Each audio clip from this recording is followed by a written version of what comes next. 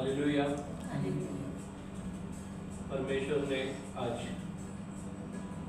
जो हमें वचन दिया है प्रभु को धन्यवाद करते हैं और परमेश्वर इन वचनों के द्वारा हमें एक नई शिक्षा देने जा रहे हैं। परमेश्वर कहता है कि जो लोग तुझे गिराएंगे उनके सामने मैं तुझे प्रकाशमान करूंगा। हालेलुया। लोग सोचते हैं कि हम इस मनुष्य को नाश कर देंगे, ये पूरा खत्म हो जाएगा, लेकिन परमेश्वर बोलता है कि तुम्हारी सोच और मेरी सोच में जमीन आसमान का फर्क है। जब तुम किसी मनुष्य को गिराने की सोचते हो तो परमेश्वर वहीं से उसे उठाता है, क्योंकि वो साधारण मनुष्य नहीं, वो परमेश्वर का जन होता है। हालेलुया। आज ऐसा ही कलाम प्रभु ने हमें उसका वास्तविक रूप हमें दिखाने जा रहा है। हम प्रभु को धन्यवाद करते हैं सुंदर वचन के लिए। आज का वचन है उत्पत्ति का 37 यूसुफ और उसके भाई। हालेलुया। इसमें यूसुफ के जीवन में जितनी भी घटनाएं हुई उन सारी घटनाओं को परमेश्वर ने हमारे सामने खुल्लम खुल्ला रखा है, ताकि हम इन सारी घटनाओं से जो हमारा परमेश्वर में विश्वास है और दृढ़ होता जाए। हम डरे नहीं, हम ठहरे नहीं, हम रुके नहीं, और ना हम किसी को दोष दे। केवल और केवल परमेश्वर जिनके साथ है वो कभी हारेंगे नहीं, वो कभी थकेंगे नहीं। यही परमेश्वर का कलाम आज हमें सिखाने जा रहा है। हालेलुया। तो आज जो परमेश्वर ने वचन दिया है वो है यूसुफ और उसके भाइयों के बारे में। संसार में सभी के भाई हैं, सभी के सभी लोग हैं और वो अपने परिवार के साथ रहते हैं। इसी प्रकार यूसुफ भी अपने परिवार के साथ में था, लेकिन वो परिवार से न्यारा था। वो एक परमेश्वर का पवित्र जन था, पवित्र दास था। उसकी आत्मा परमेश्वर की यूसुफ के साथ में रहती थी। तो आइए हम यूसुफ के जीवन के साथ अपने जीवन को भी ऊंचा उठाए। हालेलुया। याकूब तो कनान देश में रहता था, जहां उसका पिता परदेशी होकर रहा था। याकूब के वंश का वृत्तांत यह है। यूसुफ 17 वर्ष का होकर अपने भाइयों के संग भेड़ बकरियां चराता था। वह लड़का अपने पिता की पत्नी बिलहा और जिल्पा के पुत्रों के संग रहा करता था। यूसुफ कितने 17 साल का था, 17 साल का। और वो क्या करता था? भेड़ बकरियों को चराता था। भेड़ बकरियों को चराने वाला वो एक पवित्र जन पिता का, वो इन लोगों के बीच में था, अपने भाइयों के। इज़राइल अपने सब पुत्रों से बढ़ के यूसुफ से प्रीति रखता था। देखो, जो उसका पिता था याकूब, वो इतने बच्चों के होने के बावजूद भी केवल और केवल परमेश्वर के जन यूसुफ से प्रेम रखता था। और यूसुफ से प्रेम इसलिए रखता था क्योंकि सर्वशक्तिमान पिता उसके साथ था। तो जिनके साथ में पिता परमेश्वर होता है उनके अंदर वो पवित्रताई के जो हम कहते हैं वो अच्छी अच्छी बातें सामने दिखाई देती है। इज़राइल अपने सब पुत्रों से बढ़ के यूसुफ से प्रीति रखता था क्योंकि वह उसके बुढ़ापे का पुत्र था और उसने उसके लिए एक रंग बिरंगी कपड़े बनवाए थे। परंतु जब उसके भाइयों ने देखा कि हमारा पिता हम सब भाइयों से अधिक उसी से प्रीति रखता है, तब वे उसे बैर करने लगे और उसके साथ ठीक से बात भी नहीं करते थे। हालेलुया। देखो, सगे भाई हैं, लेकिन ये परमेश्वर का दास इन भाइयों के बीच में था जो सबसे प्रतिभाशाली था और उसका पिता भी उन सबसे ज्यादा उसी से प्यार करता था। इसलिए उसके भाई जलन के कारण उससे बात भी नहीं करते थे। आगे लिखा है, यूसुफ ने एक सपना देखा। और अपने भाइयों से उसका वर्णन किया। अपने भाइयों को उसने बताया उसने जो सपना देखा। तब वे उससे और भी द्वेष करने लगे और भी उससे जलने लगे। उसने उनसे कहा, जो स्वप्न मैंने देखा है उसे सुनो। हम लोग खेत में पूले बांध रहे हैं और क्या देखता हूं कि मेरा पूला उठकर सीधा खड़ा हो गया। जो उसका पूला था वो सीधा उठकर खड़ा हो गया। तब तुम्हारे पुलों ने मेरे पुलों को चारों तरफ से घेर लिया। उसके भाइयों के पुलों ने यूसुफ के पुल को चारों तरफ से घेर लिया और उसे दंडवत किया। तब उसके भाइयों ने उससे क्या कहा, क्या सचमुच तू हमारे ऊपर राज्य करेगा? हालेलुया। क्या सचमुच तू हमारे ऊपर प्रभुता करेगा? इसलिए वे उसके सपनों और उसकी बातों के कारण उसे और भी अधिक बैर करने लग गए।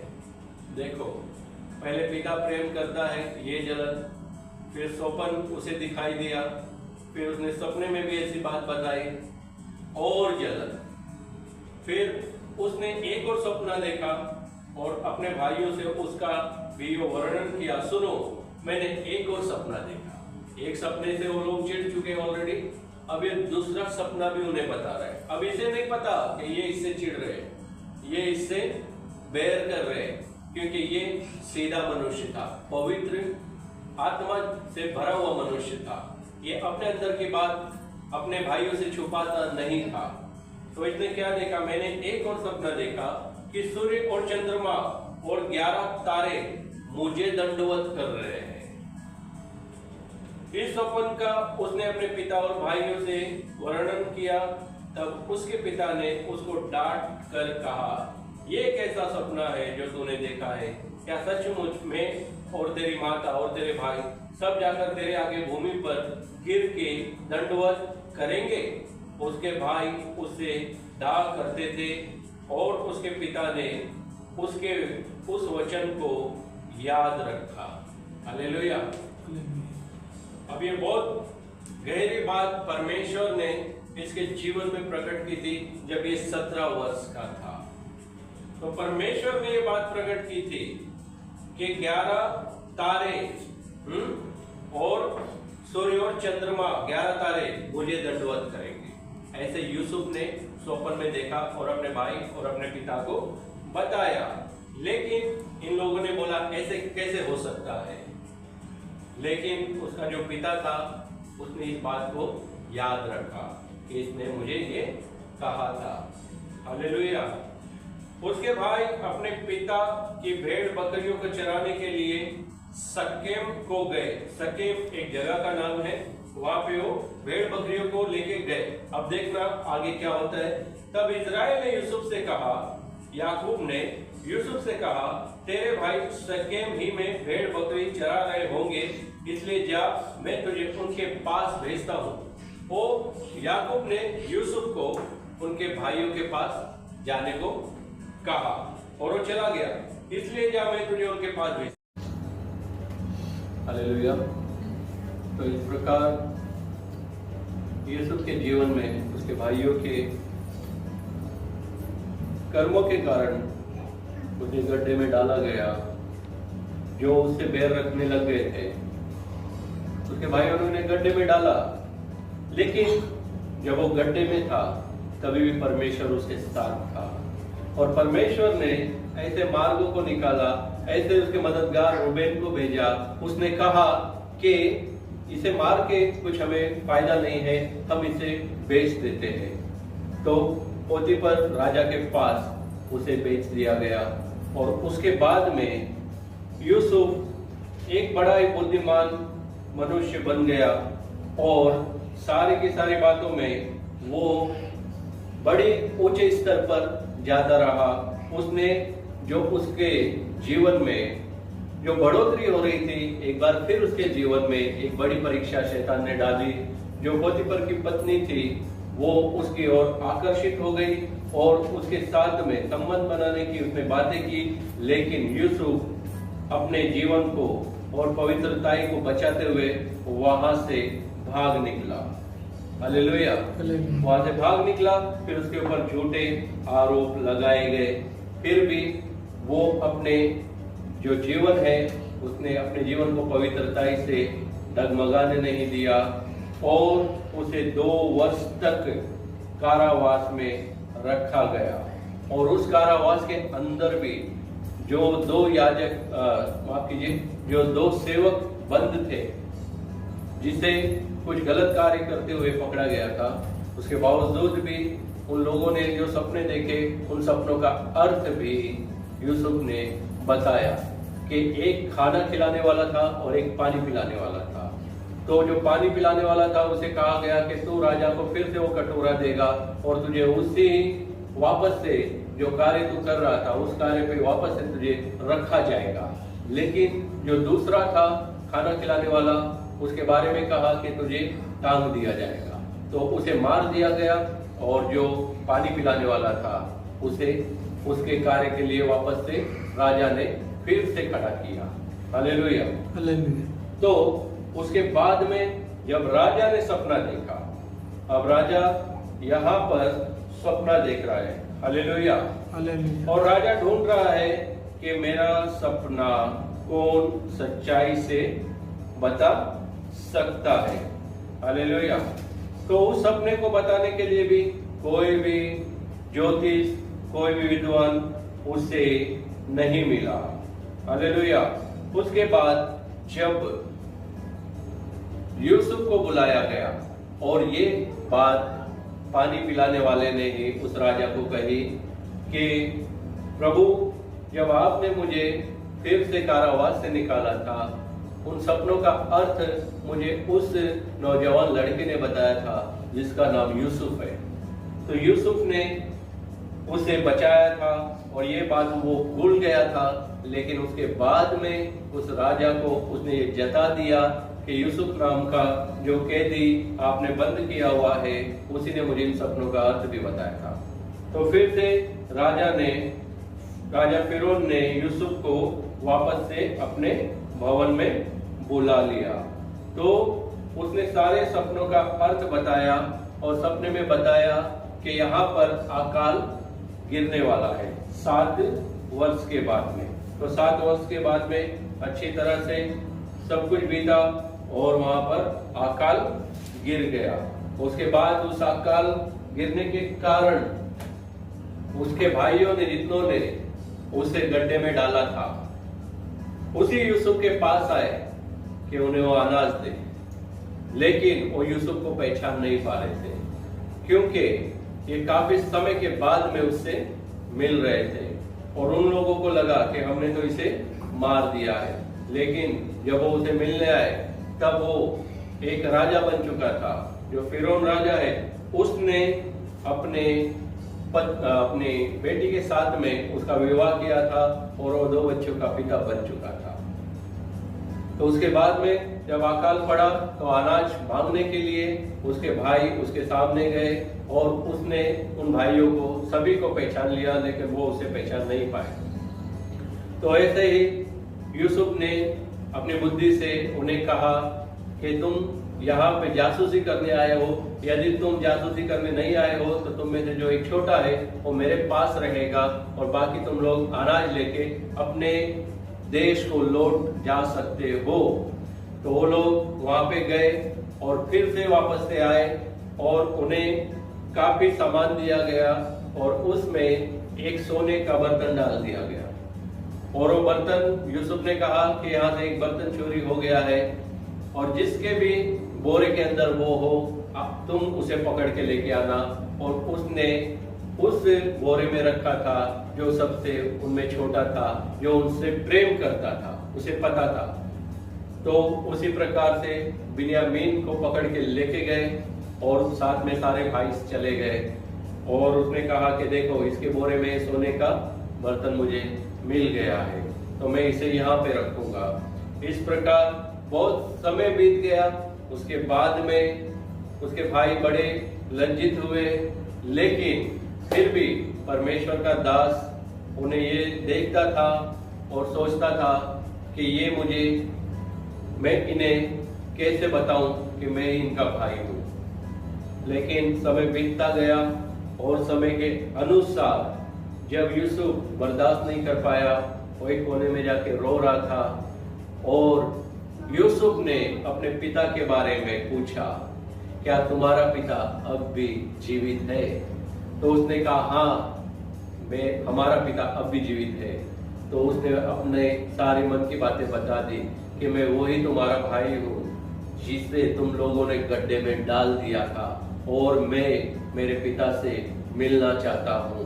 तो इस प्रकार परमेश्वर ने यूसुफ के द्वारा उन सभी लोगों को क्षमा किया और क्षमा करने के बाद में ये यूसुफ अपने पिता याकूब से मिलने गया।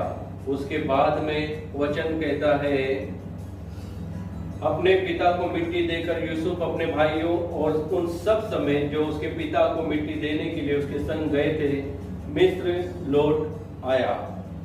जब यूसुफ के भाइयों ने देखा कि हमारा पिता मर गया है, तब कहने लगे, कदाचित यूसुफ अब हमारे पीछे पड़ेगा और जितनी बुराई हमने उससे की थी सबका पूरा पलटा हमसे लेगा।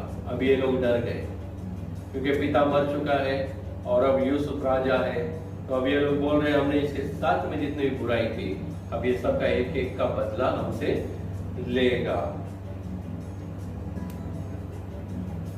इसलिए उन्होंने यूसुफ के पास ये कहला भेजा, तेरे पिता ने मरने से पहले हमें ये आज्ञा दी थी, तुम लोग यूसुफ से इस प्रकार कहना कि हम विनती करते हैं कि तू अपने भाइयों के अपराध और पाप को क्षमा कर। हमने तुझसे बुराई की थी, पर अब अपने पिता के परमेश्वर के दासों का अपराध क्षमा कर। उनकी ये बातें सुनकर यूसुफ रो पड़ा और उसके भाई आप भी जाकर उसके सामने गिर पड़े और कहा, देख हम तेरे दास है। यूसुफ ने उनसे कहा, मत डरो, क्या मैं परमेश्वर की जगह पर हूं? देखो, इतनी बुराई सहने के बाद भी ये प्रभु का दास अपने भाइयों को क्या बोल रहा है? क्या मैं परमेश्वर की जगह पर हूं? मैं परमेश्वर की जगह पर नहीं हूं। यद्यपि तुम लोगों ने मेरे लिए बुराई का विचार किया था, परंतु परमेश्वर ने उसी बात में भलाई का विचार किया जिससे वह ऐसा करे जैसा आज के दिन प्रकट है कि तुम बहुत से लोगों के प्राण बचे हैं। Hallelujah, hallelujah. तो परमेश्वर ने इन वचनों के द्वारा हमें समझाया है कि प्रभु आज जो भी हमारे जीवन में हो रहा है वो हमारी भलाई के लिए हो रहा है। Hallelujah, hallelujah. जो भी हो रहा है हमारी भलाई के लिए हो रहा है। यूसुफ को गड्ढे में डाला गया, यूसुफ को गड्ढे में से निकाला गया, यूसुफ को बेचा गया, यूसुफ को राजा के महल में लेके गया, ठीक है। उसके बाद में उसे कारावास में भी डाला गया, कारावास से बाहर निकाला गया और जिस राजा ने डाला था उसी राजा की बेटी के साथ में उस राजा ने अपनी मर्जी से उसकी शादी की और पूरा राज्यभार उसके हाथों में सौंप दिया। ये केवल और केवल परमेश्वर ही कर सकता है और परमेश्वर यूसुफ के साथ था। हालेलुया। तो परमेश्वर के जन ने क्या कहा कि मैं परमेश्वर की जगह नहीं ले सकता। ये परमेश्वर ने इसीलिए ठहराया था ताकि तुम्हारे बहुतों के प्राण बच सके। तो मेरे प्यारे भाई बहनों, आज का वचन ये समझाता है कि आपके जीवन में आज कोई भी परिस्थिति, कोई भी परेशानी, डरिए मत, परमेश्वर के साथ में चलते रहिए और अपने दासों का आदर कीजिए। जो अपने दासों का आदर करते हैं वो आदर के मूर्त बन जाएंगे, क्योंकि यूसुफ ने परमेश्वर को देखा और परमेश्वर की दया यूसुफ के ऊपर हुई। आज परमेश्वर के जो दास है और आपसे और आपके पूरे परिवार के लिए वो हमेशा प्रार्थना करते हैं और हमेशा दुआ प्रार्थना करते हैं ताकि आप लोगों का जीवन भी बचाया जाए। इसलिए परमेश्वर ने उन्हें आपके लिए खड़ा किया है, यूसुफ को उसके भाइयों के लिए खड़ा किया था। हालेलुया। तो आज का वचन कहता है परिस्थिति कैसे भी हो, घबराना नहीं है, डरना नहीं है। जो भी हो रहा है हमारे लिए अच्छा हो रहा है यीशु मसीह के नाम में। हालेलुया। इस वचन के द्वारा आप सभी को परमेश्वर बहुतायत की आशीष करे। आइए हम आशीष के वचन में जाते हैं। हम धन्यवाद करते हैं महान परमेश्वर को इस सुंदर भजन के लिए, इस वचन के लिए कि परमेश्वर ने हम सभी को इन वचनों के द्वारा एक बात सिखाई है कि हमारे जीवन में जो भी हो रहा है वो हमारे लिए अच्छा है। तो आइए आशीष के वचन में जाते हैं। प्रभु यीशु मसीह का अनुग्रह और परमेश्वर का प्रेम और पवित्र आत्मा की सहभागिता तुम सबके साथ होती रहे। सारे लोग कहे आमीन आमीन आमीन। आप सभी को ये मसीह की और स्वतंत्रता दिवस की 26 जनवरी की अनेकों दिलों से शुभकामनाएं। प्रभु आप सभी के जीवन को आशीषित करे और स्वतंत्र करे। परमेश्वर का वचन कहता है कि तुम सत्य को जानोगे तो तुम्हें स्वतंत्रता मिलेगी। तो प्रभु को जानिए, प्रभु के पीछे चलिए, परिस्थितियों को मत देखिए, कौन आ रहा है, कौन जा रहा है, कौन क्या बोल रहा है, ये सब कुछ भी नहीं है। परमेश्वर सबसे बड़ा है। अपने आप को परमेश्वर को एक बार फिर से समर्पण कीजिए और उसकी राहों पे चलिए। यही परमेश्वर की इच्छा हमारे जीवन में है। आप सभी को जय मसीह की। प्रभु आपको आशीषित करें।